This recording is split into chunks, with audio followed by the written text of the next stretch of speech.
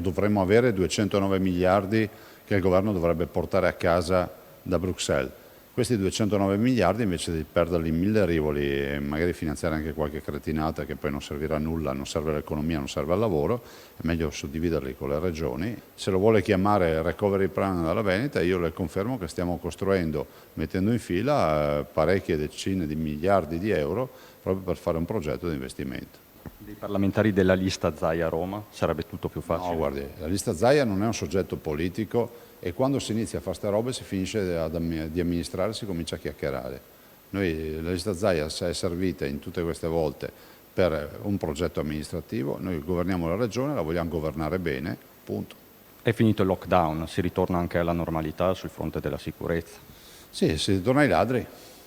Durante il lockdown dovevano stare in casa, se no li beccavano subito per strada. In questo paese regnano queste forme di criminalità che io non definisco microcriminalità, semplicemente perché se tu vai a rubare ti fermano, faccio una domanda a tutti i cittadini, cosa ti accade?